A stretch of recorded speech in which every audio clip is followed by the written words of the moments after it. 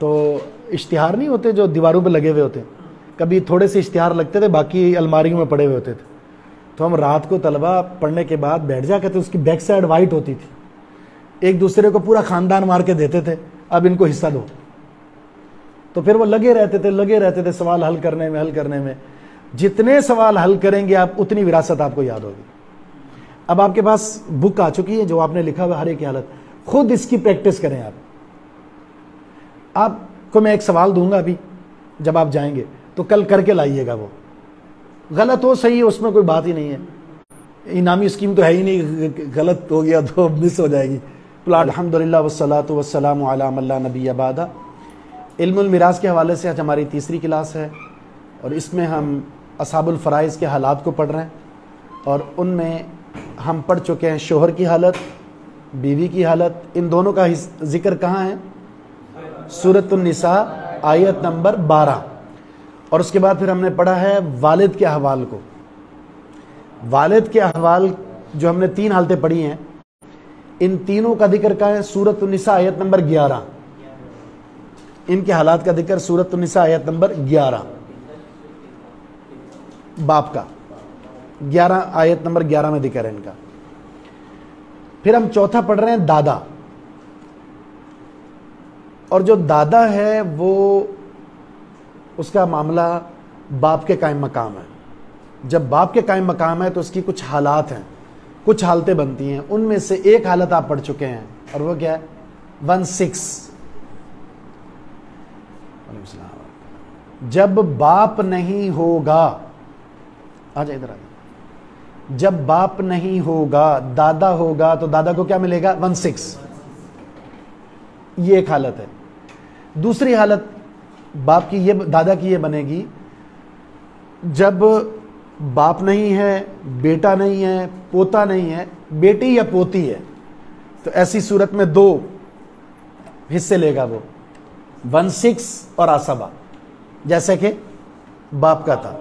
तो दादा की हालत में से दूसरी हालत लिख लें आप, सुदुस और आसबा। सुदुस और आसबा कब? जब मैयत की बेटी या पोती हो, बाप, बेटा और पोता ना हो। मैयत की बेटी हो या पोती हो, बाप ना हो, बेटा ना हो और पोता ना हो।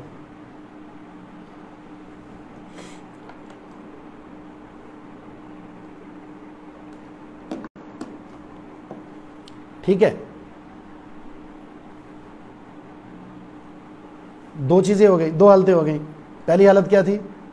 16, जब बाप ना हो। ठीक जी। और दूसरी हालत क्या होगी?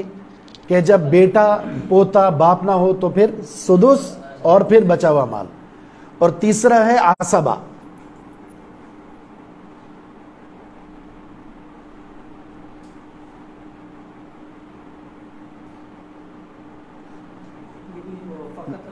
जी, फकत अलासबा कब होगा? जब कोई भी ना हो, ना बाप है, ना बेटा है, ना पोता है, ना बेटी है, ना पोती है, तो यासबा बनकर ले जाएगा सारा।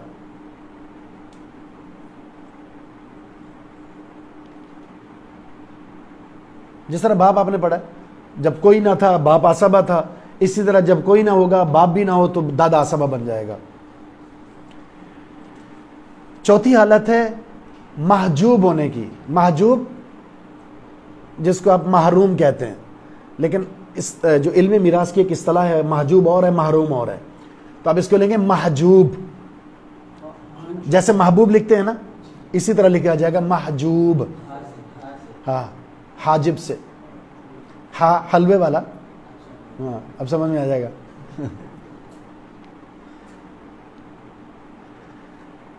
हाजिब किसको कहते हैं? चौकीदार को। क्या करता है वो? रोक देता है। जिसको रोक दे वो क्या हो जाएगा? महजूब। कुरान में है ना, कल्ला इन्नहुम और रब्बिहिम यौमइदिन लमहजूबून, रोक दिए जाएंगे वो। तो जिसको विरासत से रोक दिया जाए वो महजूब, और जो रोकेगा वो हाजिब। जो रोकेगा वो हाजिब, जिसको इसकी अलग से डिटेल तफसील है हाजिब और महजूब की, वो आगे आएगी। अब हम चौथी हालत लिख रहे हैं दादा की महजूब। अब आगे आपने तफसील लिखनी है कब, जब मैयत का बाप मौजूद हो तो दादा विरासत से महरूम हो जाएगा। जब मैयत का बाप मौजूद हो तो दादा विरासत से महजूब हो जाएगा, महरूम हो जाएगा।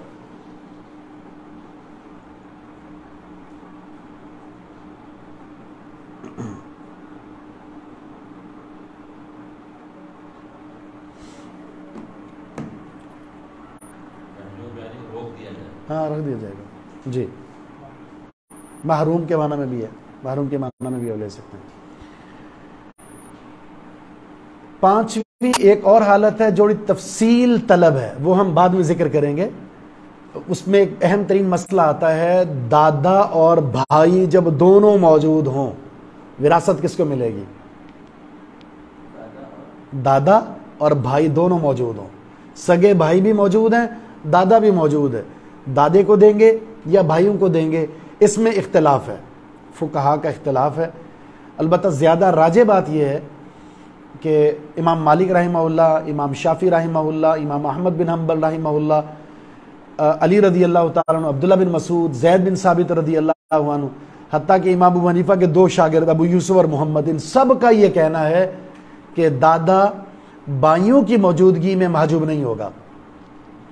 दादे को भी विरासत मिलेगी, भाइयों को भी मिलेगी, दोनों को मिलेगी, महजूब नहीं होंगे।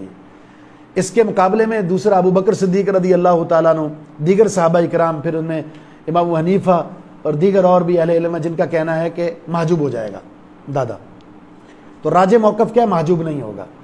तो फिर विरासत की तकसीम कैसे होगी, ये थोड़ा तफसील तलब है, इसको हम आगे लेकर जाएंगे इंशाअल्लाह। तो अभी फिल वक्त आपको सिर्फ 4 हालतें याद करनी है, उसको हम अलग हेडिंग से पढ़ेंगे कि भाई और दादा की विरासत के हवाले से। दादे का मामला क्या हो गया, फिनिश हो गया। तो 4 हो गया साबुल फराइज। बीवी की कितनी हालतें हैं? 2। शोहर की कितनी है? 2। बाप की कितनी है? 3। दादा की कितनी पड़ी? 4। भाइयों के साथ तफसील आगे जाकर पढ़ेंगे। अब हम पढ़ते हैं, मुज़क्कर को मुकम्मल कर लेते हैं। अखियाफी भाई 5 आप नंबर लगाएंगे 5।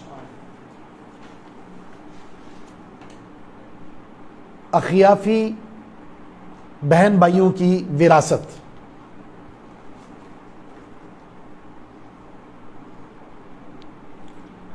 बल्कि इसको आप नंबर 5 और 6 दोनों दे दें, क्योंकि यहां बहन भाई दोनों की विरासत आ रही है। जो विरासत अखियाफी भाइयों की होगी वही बहनों की होगी, तो उसको आप नंबर दे देंगे 5 और 6।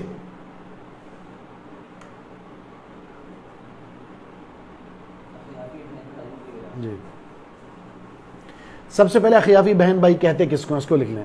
अखियाफी से मुराद जिनकी मां एक हो, बाप अलग अलग हो। अखियाफी से मुराद जिनकी मां एक हो, बाप जुदा जुदा।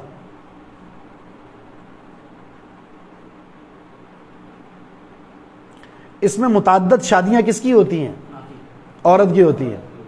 शोहर फौत हुआ या तलाक हो गई, उसने दूसरी शादी कर ली, तो दोनों शोहरों से जो औलाद होगी वो अखियाफी होगी। और अगर बाप ने मुताद्दद शादियां की हैं तो उनकी औलाद अल्लाती कहलाती है। और अगर माँ बाप एक हों तो सारी औलाद सगे कहलाते हैं। तो अखियाफी की 3 हालतें हैं, अखियाफी बहन भाइयों की 3 हालतें हैं।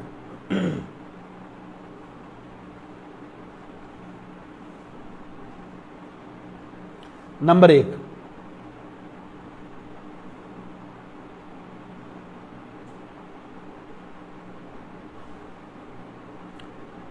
अस्सुदुस 1/6।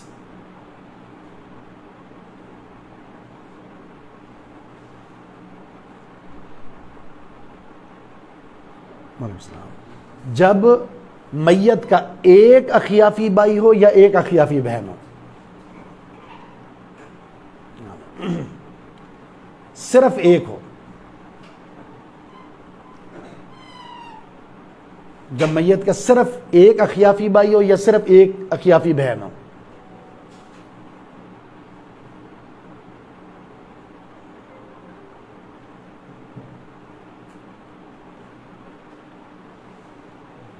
ठीक हो गया। नंबर 2, अथुलुस, 1/3, थुलुस 1/3, 1/3।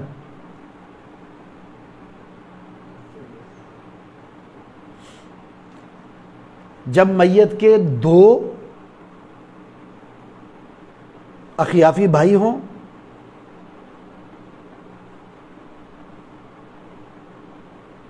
या 2 अखियाफी बहनें हों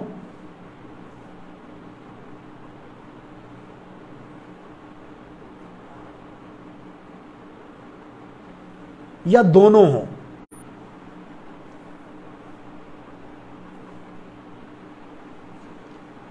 यानी एक भाई और एक बहन मिलाकर 2 होने चाहिए।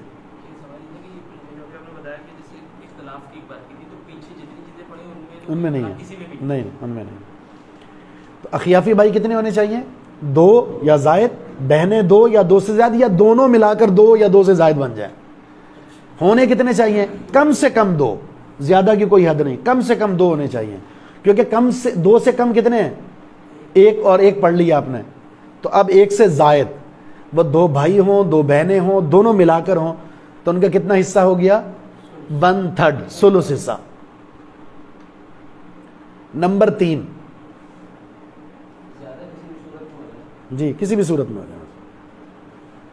नंबर 3, महजूब, ब्रैकेट में लिख दिया महरूम, महजूब, महरूम। जब मैयत का बाप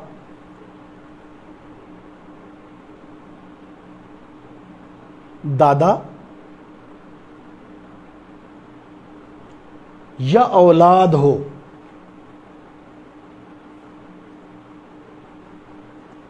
तो अखियाफी बहन भाइयों को कुछ नहीं मिलेगा।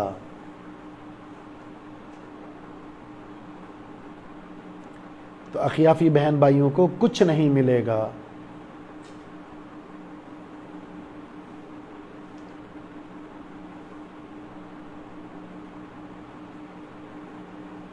ठीक हो गया। ये 3 हालतें बनी इनकी। इनकी दलील सूरत निसा आयत नंबर 12। पीछे भी आप इस्लाह कर लें अगर किसी ने नहीं की, तो मियाँ बीवी के हवाले से जो आयत दलील बन रही है वो कौन सी थी? आयत नंबर नहीं 12, ठीक है। और जो बाप के हवाले से विरासत की जो दलील बन रही थी वो आयत नंबर 11 है। जी ये अभी जो 12 है, अभी 12 है।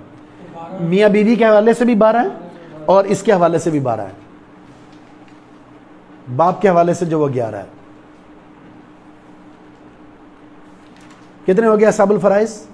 6। मियाँ बीवी की 2 हालतें, 2 हालतें, बाप की 3 हालतें और दादा की 4 हमने पढ़ी हैं, बाकी अलग तफसील होगी। और अखियाफी भाइयों की कितनी हालतें? 3। अखियाफी बहनों की कितनी हालतें हैं? 3। एक हिसाब हो जाए, है ना, ताकि आपको पता चले कौन किसको मिल रहा है, किसको नहीं मिल रहा और क्यों नहीं मिल रहा। समझने में आसानी हो जाएगी। और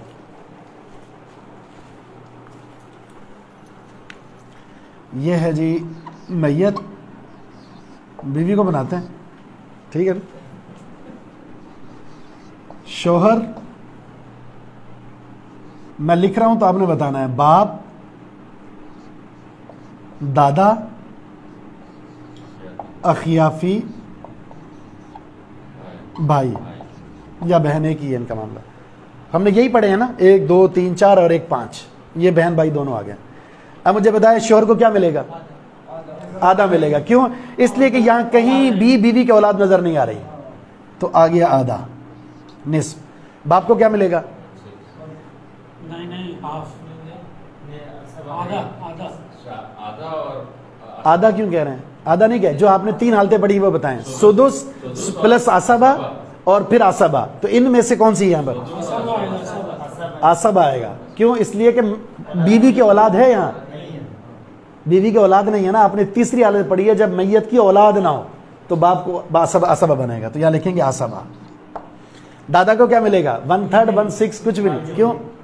बाप मौजूद है, तो हम यहां लिखेंगे महजूब। एक है, एक से ज्यादा कुछ भी हो। अखियाफी को क्या लिखेंगे? महजूब। क्यों? क्योंकि उसको तो विरासत से महरूम करने वाले 2 हैं, बाप भी और दादा भी। महजूब। अब हमने विरासत के कितने हिस्से करने हैं? अगर कोई एक साहिब फर्ज आ जाए, जैसे यहां सिर्फ एक साहिब फर्ज है, तो उसी के हिस्से को हम कुल जायदाद बनाएंगे, यानी 2। शोहर को 1 मिला, बाकी कितने बचे? ठीक हो गया, मसला इस तरह हो गया। अगर हम यूं करते हैं, एक और सवाल बना लेते हैं, और वो बनेगा यूं।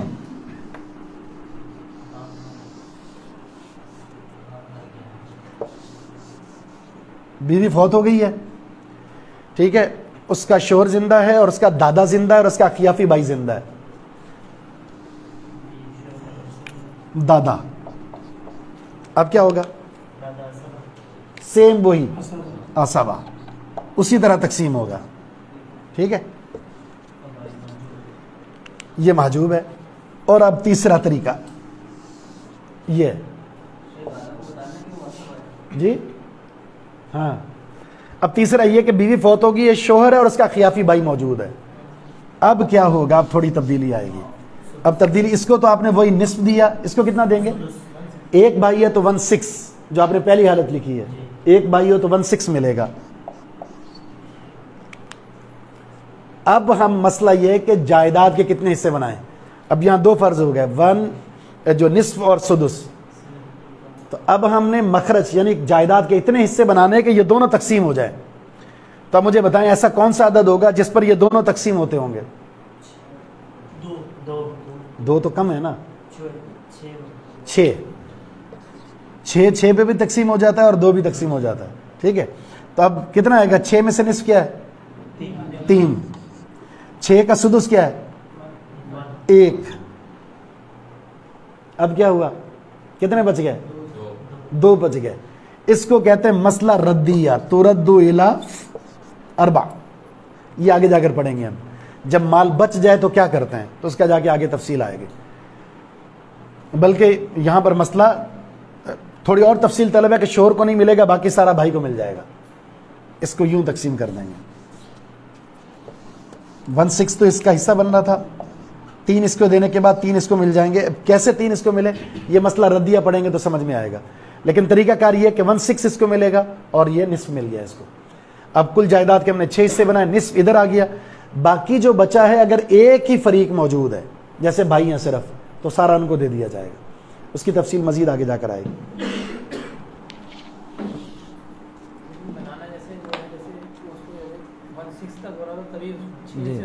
फिर 6 से किया, हम देखेंगे फर्ज बड़ा कौन सा है, वैसे ही मखरज निकालेंगे। फिर हम उसकी तफसील भी फिर आगे जाकर आ रही है इंशाल्लाह।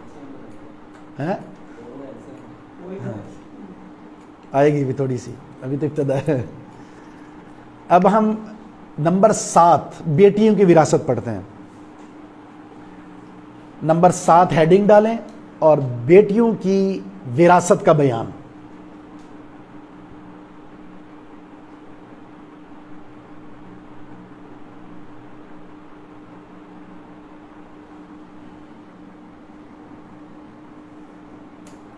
बेटियों की विरासत का बयान।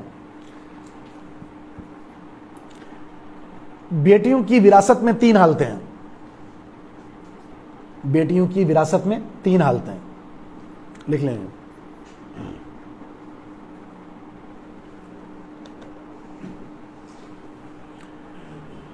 नंबर 1 अनिस्फ 1/2।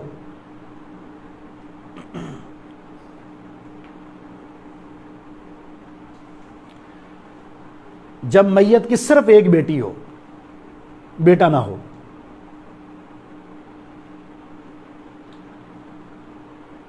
जब मैयत की सिर्फ एक बेटी हो, बेटा ना हो।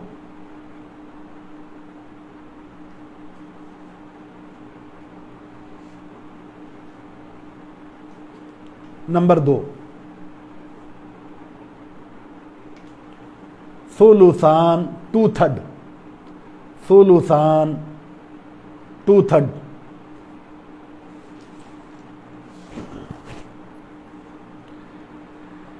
जब मैयत की 2 या 2 से ज्यादा बेटियां हों, बेटा ना हो। सुलुसान 2/3, जब मैयत की 2 या 2 से ज्यादा बेटियां हों, बेटा ना हो।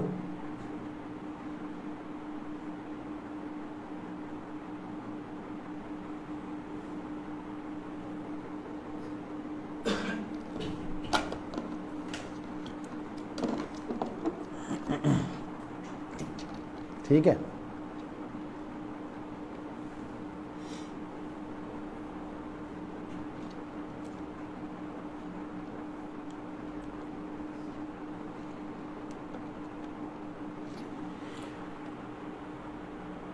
तीसरी हालत, नंबर 3,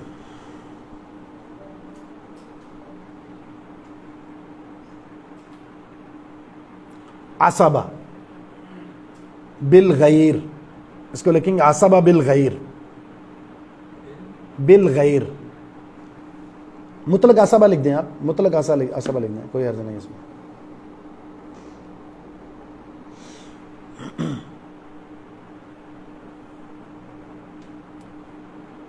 इसमें जब मैयत की बेटी के साथ बेटा भी हो, जब मैयत की बेटी के साथ बेटा भी हो,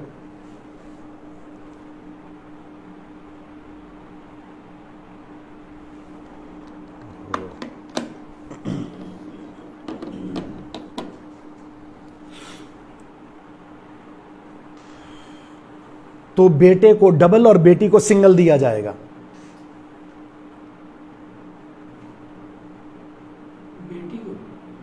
बेटे को डबल और बेटी को सिंगल दिया जाएगा। बचे हुए माल में से।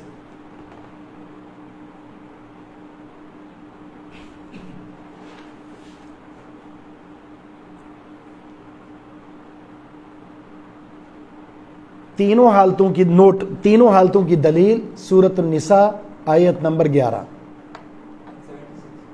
नहीं, यूसिकुमुल्लाह फी औलादिकुम।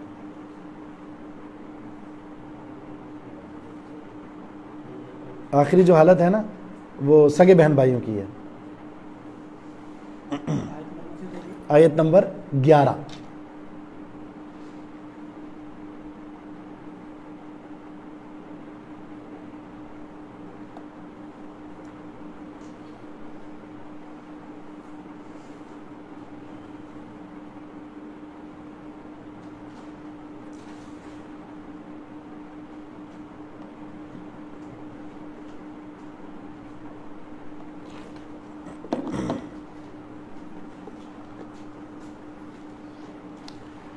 अच्छा, पहली हालत क्या है? निस्फ। इसमें सूरत निसा में जब आप पढ़ेंगे ना ये आयत, यूसिकुमुल्लाहु फी औलादिकुम लिज़्ज़करि मिस्लु हज़्ज़िल उन्सयैन फ़इन कुन्ना निसान फ़ौक़ इस्नतैनि फ़लहुन्ना सुलुसा मा तरक व इन कानत वाहिदतन फ़लहा निस्फ। तो यहाँ ये तीनों हालतों का जिक्र है। तो इसमें एक बेटी है तो आधा हिस्सा देंगे कुल जायदाद का, एक से जायद हैं तो कुल जायदाद के 2/3 हिस्सा देंगे। और अगर बेटे और बेटियां दोनों मौजूद हैं तो जो बचा हुआ माल है वो इस तरह तकसीम होगा कि हर बेटे को डबल और बेटी को सिंगल मिलेगा। ये हो गया।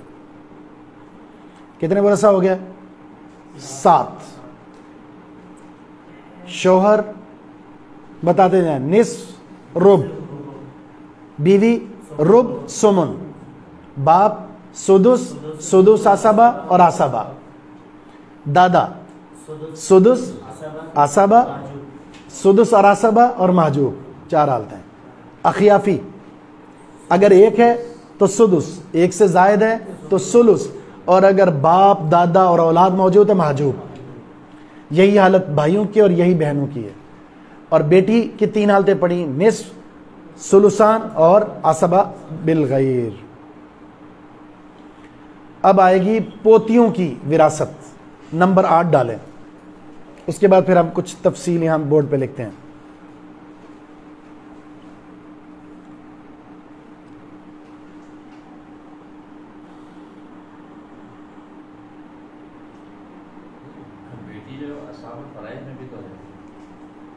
वो जब भाई होगा तो निकल जाएगी असाबुल फराइज से। अच्छा, भाई हो गया तो निकल जाएगी, फिर वो असबा में चली जाएगी। बेटी की विरासत में 6 हालतें हैं। पोती की अफन, पोती की विरासत में 6 हालतें हैं।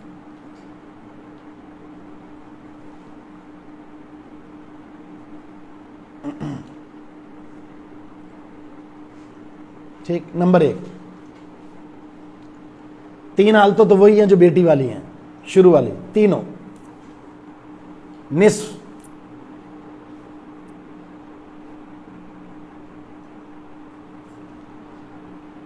जब मैयत की सिर्फ एक पोती हो, सिर्फ एक पोती हो,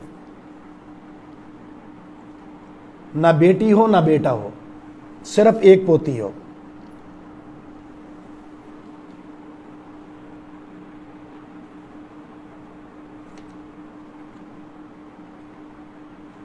नंबर 2, सुलुसान, 2/3।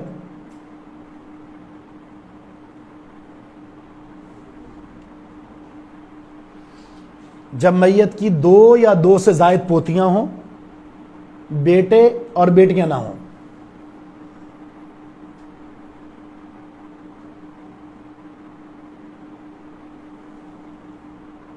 जब मैयत के बेटे और बेटियां ना हों, सुलुसान 2/3। कब मिलेगा पोतियों को? जब 2 या 2 से जायद पोतियां हों, बेटे और बेटियां ना हों। जी,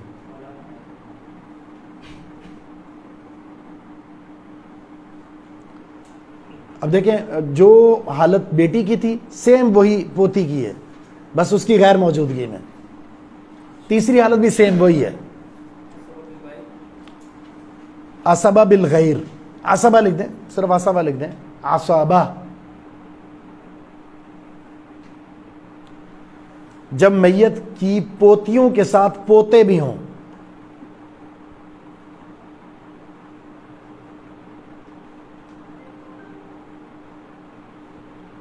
मैयत की पोतियों के साथ पोते भी हों, बेटे और बेटियां ना हों,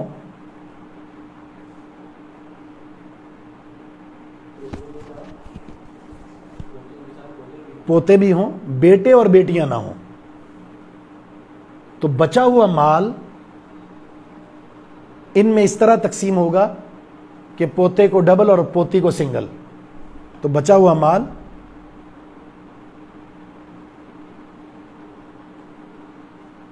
इनमें इस तरह तकसीम होगा कि पोते को डबल और पोती को सिंगल।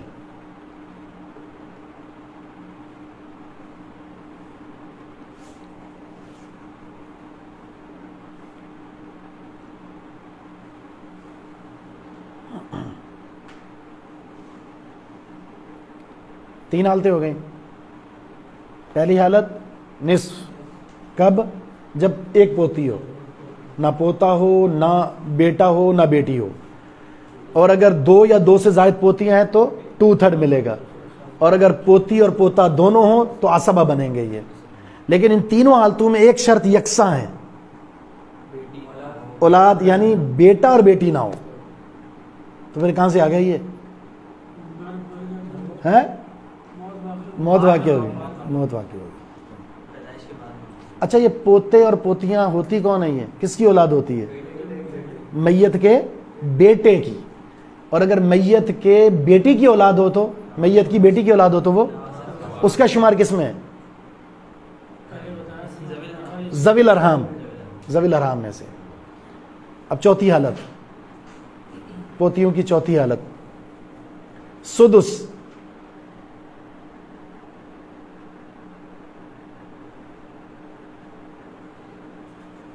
क्या है? सुदुस। जब मैयत की एक बेटी हो,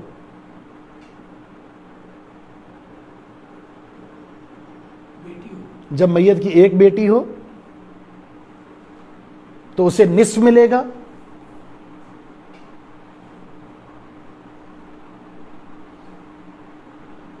और पोती एक हो या एक से जायद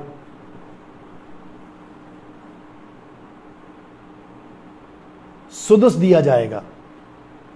पोती एक हो या एक से जायद सुदुस दिया जाएगा।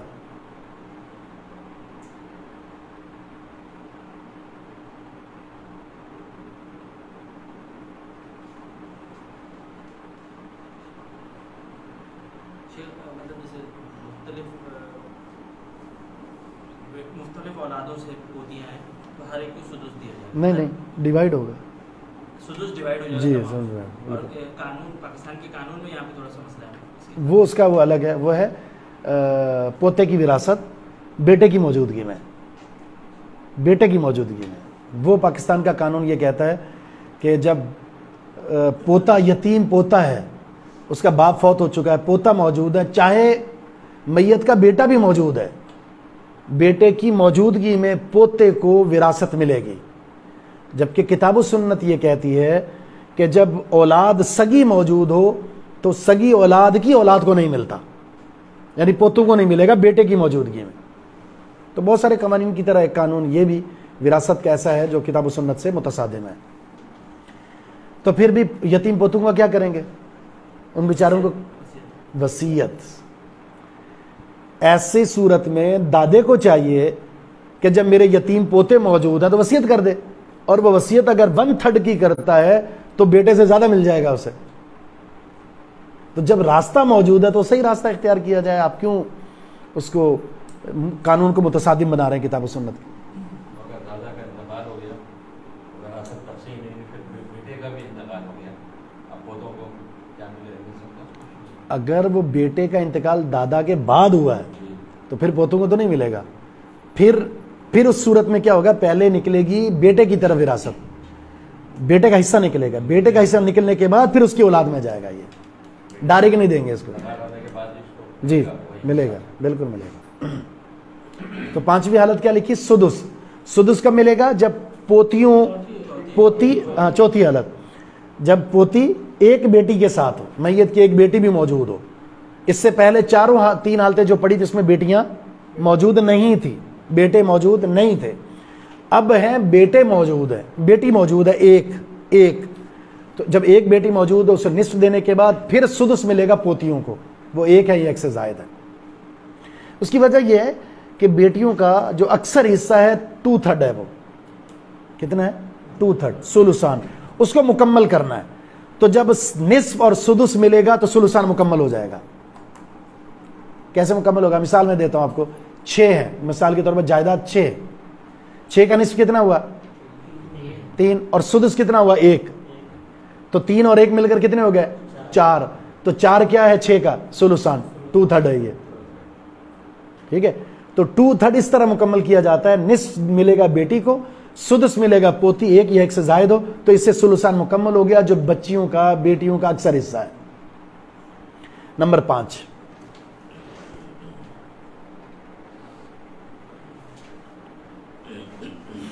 जब मैयत की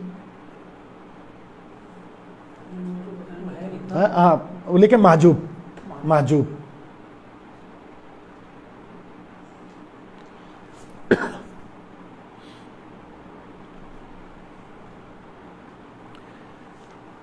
जब मैयत की 2 या 2 से जायद बेटियां हों,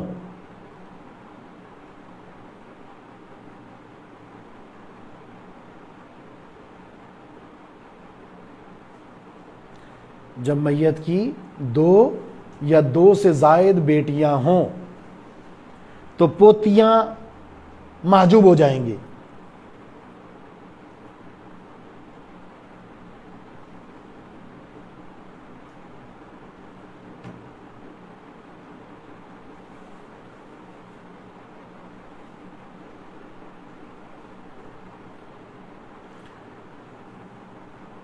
थोड़ा सा और भी लिखवाता हूं, लेकिन मुझे ये बताएं क्यों महजूब होंगी? सुलुसान पूरा हो गया, शाबाश, सीधी सी बात है। बेटियों का हिस्सा कितना है? सुलुसान, वो मुकम्मल हो गया। और ये भी बेटी ही है, पोती भी बेटी ही शुमार होती, फरा है, बेटे की बेटी है, औलाद ही है ये। लेकिन जब असल में अकरब में पूरा हिस्सा मुकम्मल हो गया तो अब इनको नहीं मिलेगा। अलबत्ता, अब आगे बात मुकम्मल कर लें, अलबत्ता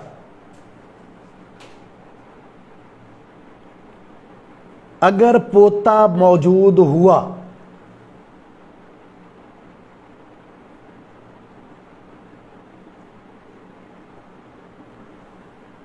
तो फिर ये पोती और पोता आसाबा बनकर, तो पोती और पोता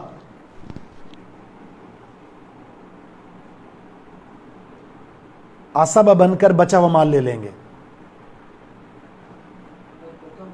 अगर पोता मौजूद हुआ तो पोती और पोता मिलकर बचा हुआ माल ले लेंगे।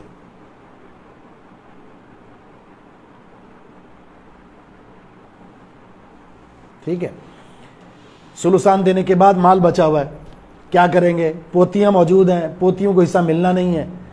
लेकिन अगर पोता हुआ तो पोता चूंकि आसाबा बनता है, बेटा ना हो तो फिर पोता होता है, तो पोते को महरूम तो नहीं कर सकते, तो पोता और पोती मिलकर बचा हुआ माल ले लेंगे। तरीका तकसीम गुजर चुका है, क्या तरीका होगा? सिंगल और डबल वाला। ये तो हर जगह औलाद में और बहन भाइयों में चलेगा ही चलेगा। और आखिरी हालत लिख लें, वो भी है महजूब होने की है। नंबर 6 महजूब।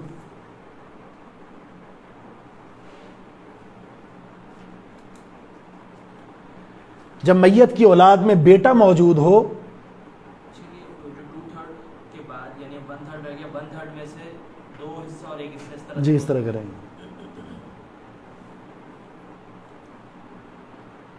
जब मैयत की औलाद में बेटा मौजूद हो तो पोतियां विरासत से महजूब हो जाती हैं।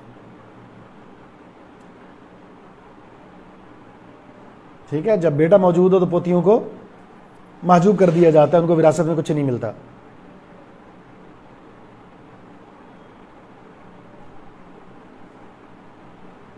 ये होगी 6 हालतें मुकम्मल। कितने वरसा मुकम्मल हो गए हमारे? 8।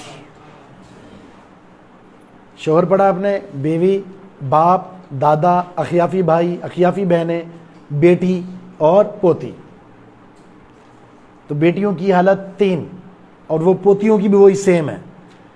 असल बेटी है, फरा पोती है। फिर अगर बेटी मौजूद हुई 1 तो कितना मिलेगा? निस्फ।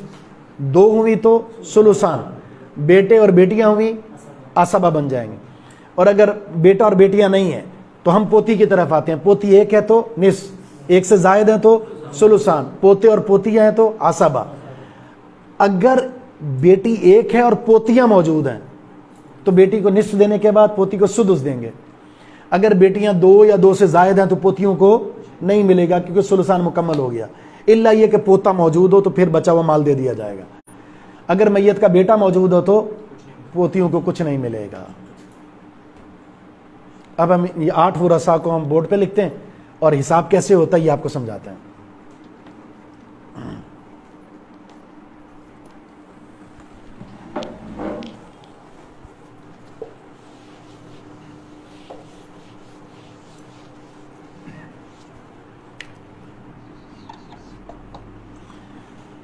अब इसकी बारी है जी। बीवी, बाप, दादा, अखियाफी, बेटी और फिर पोती, सब लिख लिया हमने। ठीक है, 6 के 6। बीवी को पता क्या मिलेगा? अब पूरे इन वरसा पर गौर कीजिएगा, उसके बाद बताइएगा। औलाद है ना, औलाद है, मरने वाली की औलाद है तो शोहर को क्या मिलेगा? 1/8। बाप को क्या मिलेगा? औलाद है मरने वाले की और औलाद में बेटियां हैं। बाप को सुदुस मिलेगा। असबा जब बचेगा माल फिर असबा भी बना देंगे। अब आखिर में हिसाब करेंगे, जब माल बच गया तो फिर आखिर में यूं लिख देंगे असबा, फिल वक्त सिर्फ सुदुस लिखा जाएगा। तो ये बीवी की दूसरी हालत है। बाप के 3 हालतों में से कौन सी हालत है? पहली हालत है। दादे को क्या मिलेगा? कुछ भी नहीं, महजूब। दादा क्यों महजूब हुआ? बाप की वजह से, अखियाफी महजूब क्यों? तीन वजह से, बाप, दादा और औलाद। बेटी को क्या मिलेगा? निस्फ मिलेगा, बिल्कुल निस्फ मिलेगा। पोती को क्या मिलेगा? क्यों? बेटी एक है ना, सुदुस मिलेगा। चौथी हालत है, जब एक बेटी हो तो बेटी को निस्फ देने के बाद पोती को सुदुस दिया जाएगा। ये वरसा जमा हो गया आपके, 1 2 3 4, 6 में से 2 महजूब और 4 को मिलेगा। अब हमने जायदाद का एक ऐसा मखरज बनाना है जिससे वरसा के हिस्से तकसीम हो। तो वो बनते पता क्या है, वो मैं आपको बता दूं, वो इनमें से कोई एक होगा।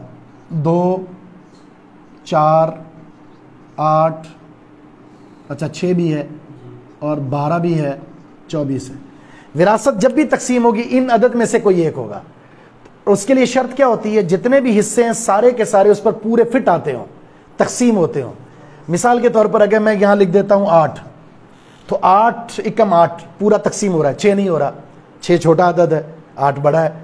2 पूरा हो जाएगा लेकिन 6 नहीं होगा, तो 8 तो नहीं होगा। हम अगर 12 लेते हैं तो 8 तकसीम नहीं हो रहा, 6 हो रहा है, 2 भी हो रहा है, तो ये भी नहीं है। तो जब भी 8 आएगा 6 के साथ तो 24 मखरज बनेगा। ये 24 क्या है? ये जायदाद, कुल जायदाद मैयत की हमने उसके कितने हिस्से बनाए? 24। अब यहां से तकसीम होगा, 8वां हिस्सा क्या बनेगा? 3। 8 को हम 24 पे तकसीम करेंगे, 8 16 24, तो जितनी दफा तकसीम करेंगे उतना हिस्सा बन जाएगा। 3 आ गए, 4 आ गए, 12 आ गए और 4 आ गए। जमा करें अब, 23 हो गए, एक बच गया। अब आसबा ढूंढे कौन है? बाप। अब यहां हम लिखेंगे +1 बतौर आसबा, तो जो कुल हो गया इसके 5। पूरा डिवाइड होना चाहिए, वो पूरा फिर वैल्यूज वो वाली लेकर फिर करेंगे। क्या चीज? पूरा डिवाइड होगा, वो जी वैल्यूज देंगे ना, वो कौन सी लेंगे? 12 जी हाँ, इनमें से कोई एक लेंगे। वो पूरा ये वाले पूरे डिवाइड हो रहे हैं उस पर, तो जाकर तो हमने 24 मखरज निकाला और ये तकसीम किया। अब बच गया था तो बतौर आसबा के एक और दादा बाप को दे दिया, तो इनके 5 हिस्से हो गए। अंदाजा लगा बेटी कितने हिस्से मिल रहे हैं? 12। और बाप को क्या मिल रहा है? 5।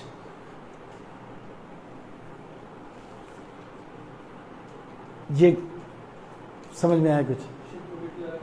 है 2 बेटी वाले कर लेते हैं, ठीक है 2 बेटी कर लेते हैं, समझाना मकसूद है इंशाल्लाह। इन दोनों को तो निकाल देते हैं ना, क्योंकि इनको मिलता नहीं है फिल वक्त। हम इनको 4 को लेते हैं, 2 बेटियां कर लेते हैं हम। अब हल करते हैं इसको। अगर मैं यहां पोतियां लिख भी दूं तो भी हालत क्या होगी इनकी? माजूब हो जाएंगी। 2 बेटियां आ गई तो इनको मिलेगा, बीवी को क्यों? क्योंकि औलाद मौजूद है, सुमन। बाप को क्या मिलेगा? सुदुस, क्यों? औलाद मौजूद है। बेटियों को क्या मिलेगा? 2 है ना, 2/3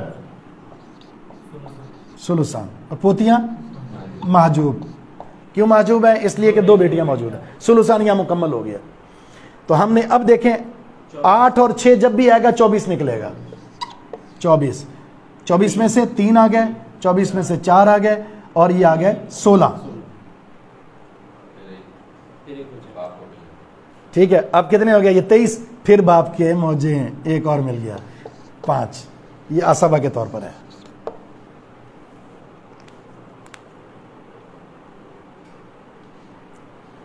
ठीक है, अब हम एक और काम करते हैं समझाने के लिए, एक और तरीक,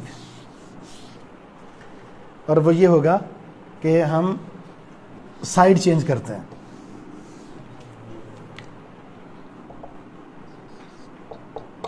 ये यहां अच्छी लगती है ना?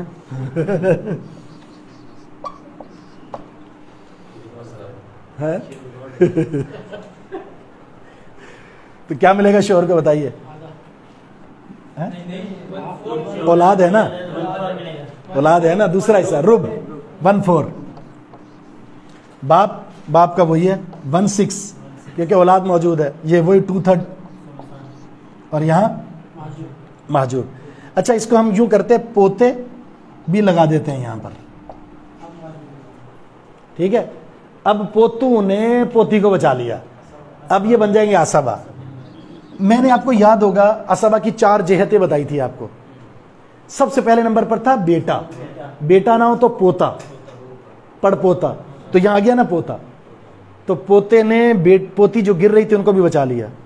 अब यहां देखे थोड़ी सी तब्दीली आ जाएगी इनको बतौर असबा के। अब हम मखरज निकालेंगे, जब भी 4 और 6 जमा होगा मखरज निकलेगा 12। 8 और 6 था 24, जब भी 4 और 6 जमा होगा तो मखरज बनेगा 12। 3 2 8, बाकी कितने बच गए? 1 बच गया नहीं, ज्यादा हो गया है या ज्यादा काम खराब हो गया। इसको कहते हैं ऑल। कुल जायदाद के हमने कितने हिस्से बनाए थे? 12। अब बनाएंगे 13। कुल जायदाद के 13 हिस्से करने के बाद मिलेंगे 3 2 8। और ये बेचारे हैं महरूम। क्यों महरूम हो गए? पोते और पोतियां जी जी, बीवी गरीब थी, पैसे कम थे, वही पूरे हो गए, वही पूरे हो गए, इसलिए इनको कुछ नहीं मिला। इनको देखे महजूब इसलिए नहीं कह रहे, किसी ने गिराया नहीं है इनको, किसी ने गिराया नहीं है पोते और पोतियों को, बल्कि पैसे खत्म हो गए। तो मैंने आपको एक और बात बताई थी, ऐसा कभी नहीं होगा बेटा मौजूद हो और कुछ बचे ना, इसके अलावा किसी की गारंटी नहीं है। बेटा नहीं है, पोता है, देखें कुछ भी नहीं बचा। बेटा जब होगा तो जरूर बचेगा, बेटा नहीं है तो कोई गारंटी नहीं बचता है या नहीं बचता।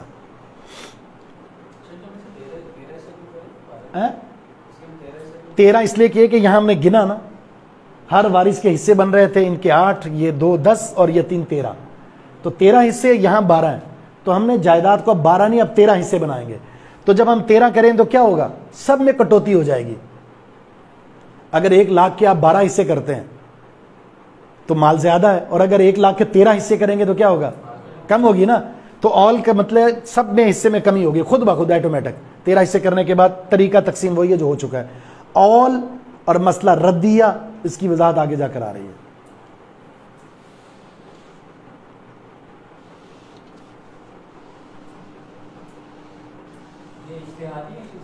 क्या नहीं, इज्तिहादी नहीं है ये, जो फुकहा थे इल्मुल मिरास के सहाबा इकराम, उनके मसले हल किए हुए हैं सारे।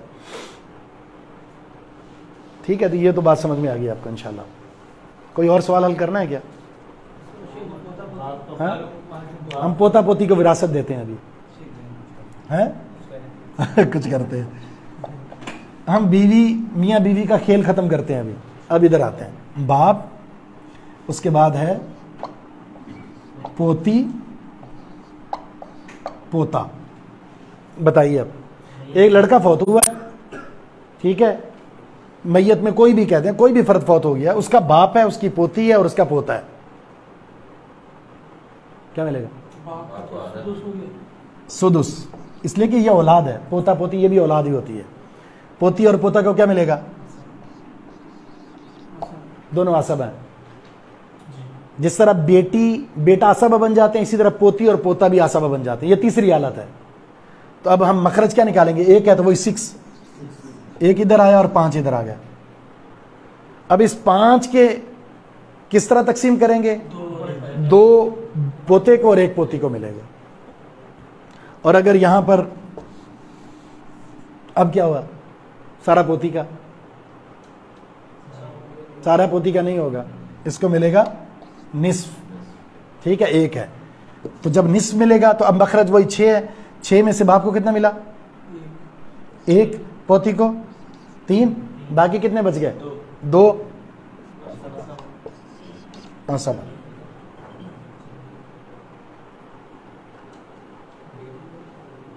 ठीक है, और अगर हम यहां से पोती निकाल देते हैं, पोता लिखते हैं, तो अब क्या होगा? ये असब है, वही 1 और 5, बिल्कुल सेम यही पोजीशन होगी अगर यहां बेटा लिखा हो। बाप को 1/6 हिस्सा देने के बाद बाकी सारा पोते बेटे का है। और जब बेटे को मिलेगा तो बाप तक तो पहुंचेगी नहीं ना, मुझे पड़ा था आशा बांध। नहीं, वो तो साहिब फर्ज के तौर पर लेगा ना, बचा वो माल तो नहीं ले रहा ना। ये 1/6 मिल रहा है। औलाद हो बेटा हो तो सिर्फ 1/6 मिलता है। आसवतम मिलता है जब वो कोई भी ना हो। तो यहां बेटा है तो ये मिला इसको।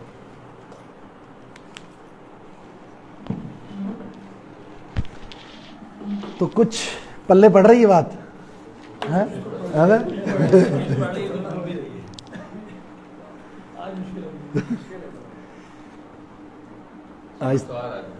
लेकिन पढ़ के ये मैं ये नहीं कि जैसे आपको सब याद पता है। बस मैं उसके लिए तरीकाकार मैंने आपको शुरू में बताया कि अगर आपको अहवाल याद हो गया ना, हालत किस वक्त किसको क्या मिलना है, कौन किसकी वजह से महरूम हो रहा है, तो फिर ये तो गेम ऐसा ही है। हम इंशाल्लाह जब ये अहवाल मुकम्मल हो जाए तो फिर आप लोगों को देंगे, यहाँ खड़े हो जाएं और मसला हल करें, ठीक है? तो वो तो समझा देता हूँ ना मैं इंशाल्लाह।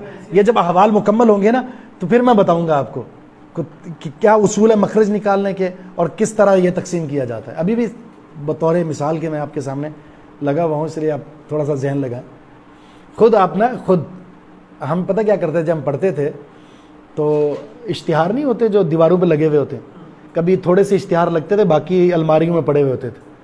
तो हम रात को तलबा पढ़ने के बाद बैठ जा करते, उसकी बैक साइड वाइट होती थी, एक दूसरे को पूरा खानदान मार के देते थे, अब इनको हिस्सा दो। तो फिर वो लगे रहते थे सवाल हल करने में। जितने सवाल हल करेंगे आप उतनी विरासत आपको याद होगी। अब आपके पास बुक आ चुकी है जो आपने लिखा हुआ हर एक हालत, खुद इसकी प्रैक्टिस करें। आपको मैं एक सवाल दूंगा अभी, जब आप जाएंगे तो कल करके लाइएगा। वो गलत हो सही है उसमें कोई बात ही नहीं है, इनामी स्कीम तो है ही नहीं, गलत हो गया तो मिस हो जाएगी, प्लाट मिल रहा है आपको। तो वो आप अपने दिमाग से किताब को सामने रखकर हल करके कोशिश करें, इस तरह इंशाल्लाह आपको याद हो जाएगा। मैं भी यही करता हूँ कि फैमिली में किसी को अप्लाई करके उस पर डिवाइड कर दे, कोशिश समझ जो है ऑलरेडी जो है इंतकाल हो चुका है, नहीं मार नहीं रहे, जो मर चुके हैं सही उनका हिसाब किताब। अच्छा जी, नहीं उनको अभी जिंदा को बता तो सकते हैं भी, अगर आप फौत हो गए तो ये विरासत है आपकी, इस तरह होगी।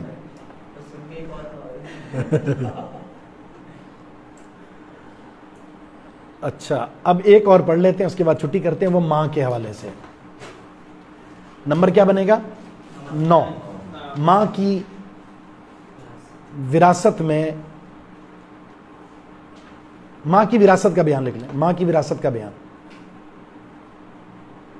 मां की विरासत का बयान। मां की विरासत में कुल 3 हालतें हैं। मां की विरासत में कुल 3 हालतें हैं।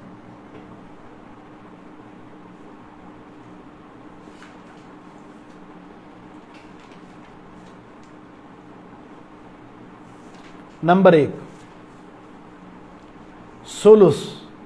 सुलुसुल कुल, 1/3 कुल जायदाद का, इसको सुलुसुल कुल कहते हैं।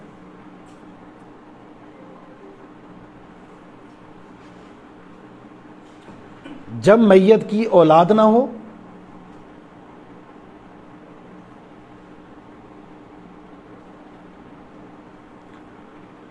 और 2 या 2 से जायद बहन भाई ना हो, 2 या 2 से जायद बहन भाई भी ना हो, यानी एक भाई या एक बहन है तो कोई फर्क नहीं पड़ता, 2 ना हो।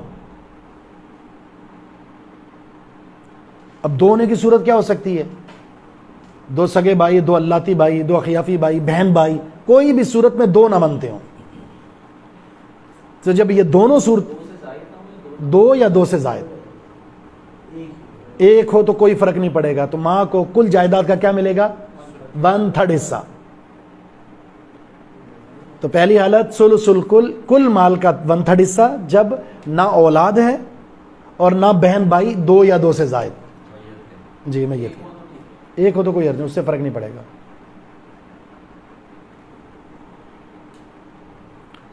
दूसरी हालत 1/3, वो तो शुरू में लिख दिया मैं 1/3।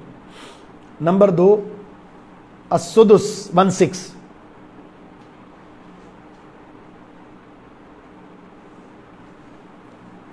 जब मैयत की औलाद हो,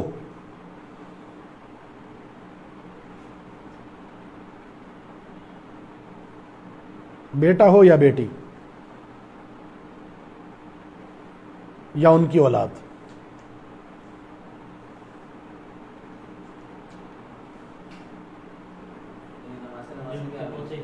नहीं नहीं नहीं, नवासे तो ज़वील अरहम है ना, बेटा या बेटी, फिर उनकी औलाद में हमेशा जो पोते ही मुराद, पोते और पोतियां मुराद होंगे, क्योंकि नवासे और नवासियां तो ज़वील अरहम है ना। अच्छा, नंबर 3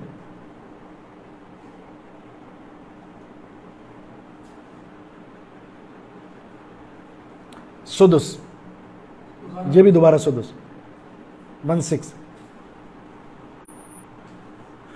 जब मैयत के 2 या 2 से ज़ायद बहन भाई मौजूद हों,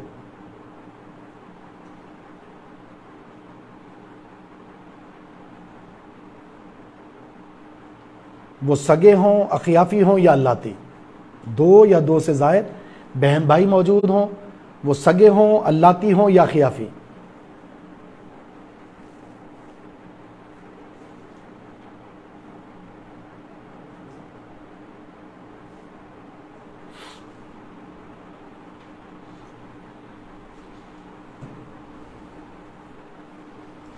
तो ये 3 हालतें हैं। नोट, एक नोट लिख लें छोटा सा,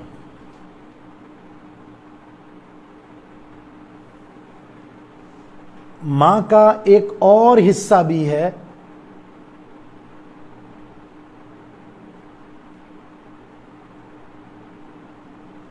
जो उमर रदी अल्लाह अन्हु के इज्तिहाद से सामने आया।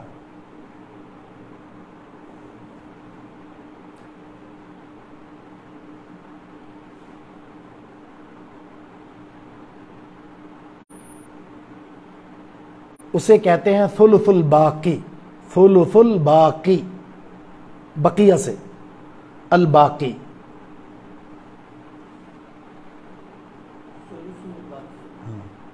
थुलुस लिखें, उसके बाद अल बाकी लिख दें।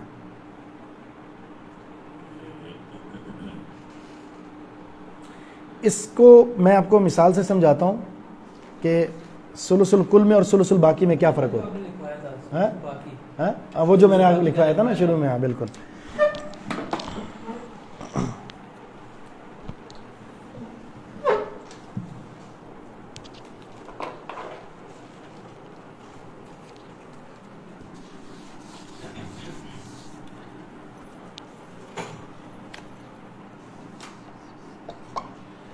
मैयत है, ये है जी बाप, ये है माँ, और ये है बेटी,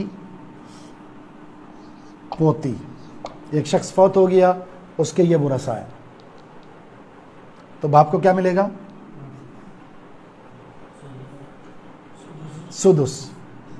जब भी नीचे औलाद हो तो माँ बाप सुदुस, सुदुस। जब भी वरसा में आप देखें बेटा बेटी पोता पोती है तो बाप 1/6 और माँ भी 1/6। बेटी एक है तो क्या मिलता है? निस्फ। और एक बेटी के साथ जब पोती आ जाए तो क्या मिलता है? चौथी हालत सुदुस, सुलसान मुकम्मल करने के लिए। जब एक बेटी होगी तो उसके साथ जब भी पोती आएगी तो उसको 1/6 मिलेगा। ये हो गया अहवाल। अब हमने मखरज निकालना है, 6 ही निकलेगा। 6 और 2 हो तो 6 ही निकलता है। 1 1 3 1 पूरे हो गए, विरासत पूरी हो गई, पूरी की पूरी तकसीम हो गई। एक बेटी और पोती जितनी भी हो, हाँ पोती एक हो या एक से ज्यादा, उससे फर्क नहीं पड़ता, तकसीम हो गई।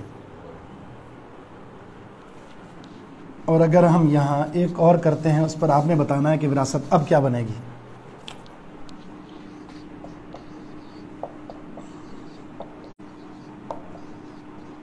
बाप को क्या मिलेगा?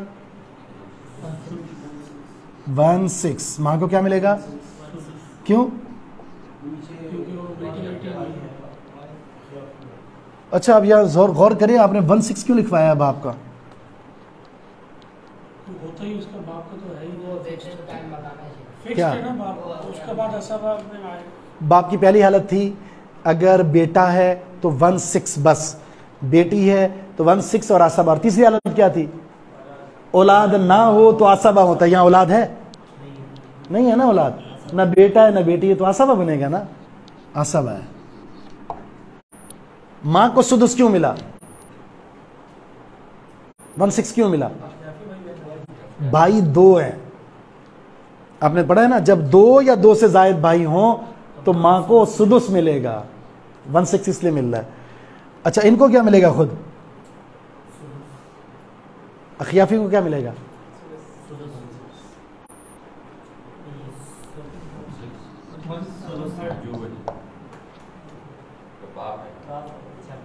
बाप है, बाप मौजूद है ना, इसलिए इन्होंने देखें खुद तो डूबे लेकिन मां को भी ले डूबे। खुद नहीं मिला और क्या किया इन्होंने? मां को भी सुलुस से सुदुस तक ले गए। मखरज क्या निकलेगा? 6 ही लिखा हुआ है, 1 5। ठीक है। अब मां को सुलुसुल कुल कब मिलता है उसकी हालत पढ़ते हैं हम। इनको निकाल दें।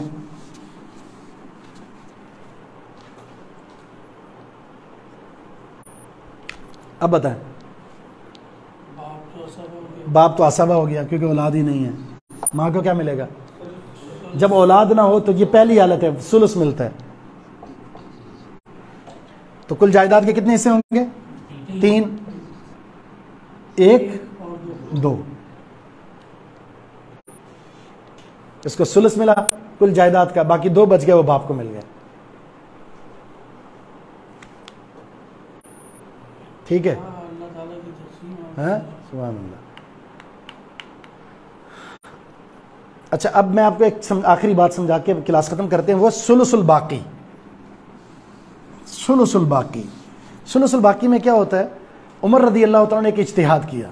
वो इज्तिहाद की वजह यह है, कुरान का उसूल है कि मर्द को ज्यादा मिलेगा औरत के मुकाबले में, मर्द को ज्यादा मिलेगा औरत के मुकाबले में। लेकिन 2 हालतें ऐसी थी जिसमें मां का हिस्सा बाप से ज्यादा बन रहा था, तो उन्होंने इज्तिहाद करके सुलुसुल बाकी की तरफ लेकर आए।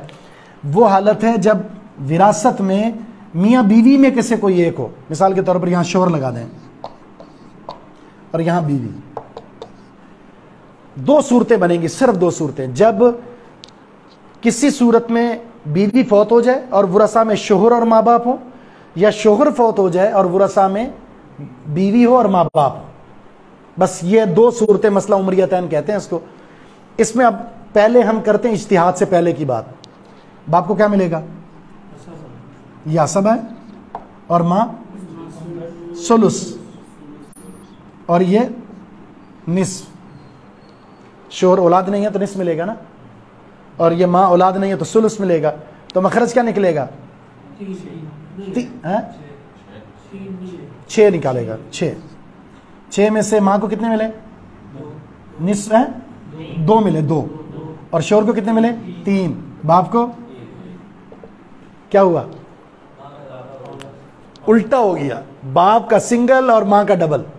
हालांकि मुजक्कर का डबल होता है और मुअन्नस का सिंगल होता है।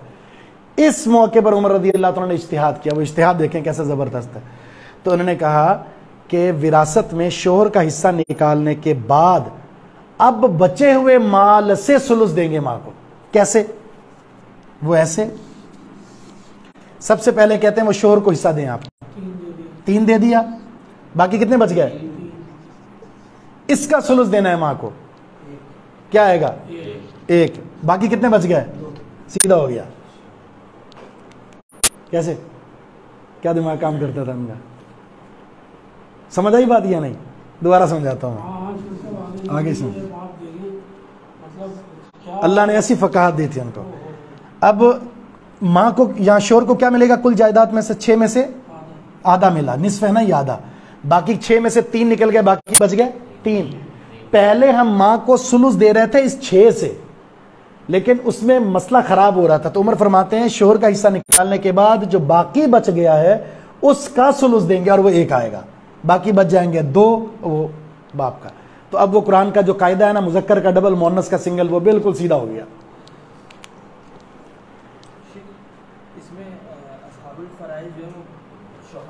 तीनों असहाबुल फराइज हैं, तीनों असहाबुल फराइज, लेकिन यहां पर बाप आसबा बन रहा है, जो बचा हुआ माल लेगा। बाप की तीसरी हालत है, औलाद नहीं है, आसबा बन रहा है। हाँ तो दे दिया ना, पहले दिया, पहले शोहर को दिया, फिर इनको दिया, बचा हुआ माल इनको दिया। पहले आपने निस्फ निकाला, 3 बच गए, मां को दिया 3 में से 1, बाकी 2 बच गए, इनको दे दिया, बचा हुआ माल। अब हम यहां लगाते हैं शोहर आखिरी, ताकि मसला उमरिया तैन समझ में आ जाए। ये है शोहर, बाप यहीं रहेगा।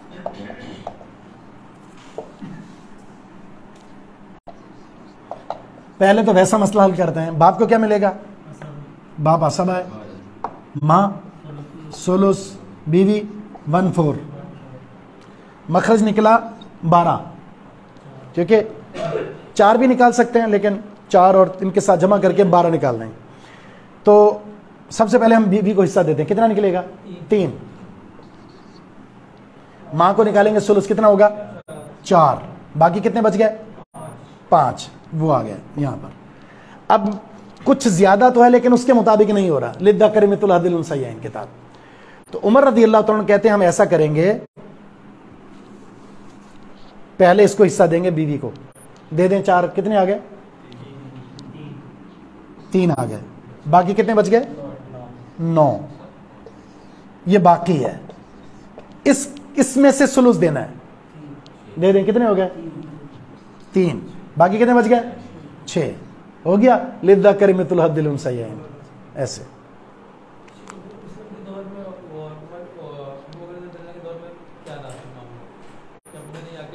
नहीं किन्होंने, हाँ ऑल के मसले में कुछ इख्तिलाफात हुए थे, लेकिन ये तो ऐसे ही रहा। ये उमर रज़ियल्लाहु अन्हु वैसे उन्होंने यही देते रहे, वो कहते हैं जो है बस वही मिलेगा, लेकिन उमर रज़ियल्लाहु अन्हु कहते नहीं, हम इज्तिहाद करके इसको इसके मुताबिक लाएंगे। तो उन्होंने इज्तिहाद किया और सहाबा इकराम ने इसे कबूल किया। इज्तिहाद से पहले क्या था? वही था, वही जो पहले हमने हल किया, वैसे ही देते थे, चाहे फर्क आ रहा है, लेकिन जो हिस्सा मुकर्रर है वही मिलेगा, चाहे बाप का कम पड़ रहा है या ज्यादा।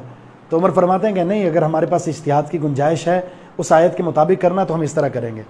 तो मसला उमरियतैन कितने हुए? 2 मसले, वो ये माँ बाप बीवी, माँ बाप शोहर, इनको कहते हैं मसला उमरियतैन, जिसमें माँ बाप हो और बीवी हो, या माँ बाप और शोहर हो। तो इन दोनों में सिर्फ इतना करना है कि बीवी या शोहर का हिस्सा निकालने के बाद बकिया जायदाद का सुलुस देना है माँ को, बकिया जायदाद का सुलुस देना है माँ को, इससे मसला आपका हल हो जाएगा।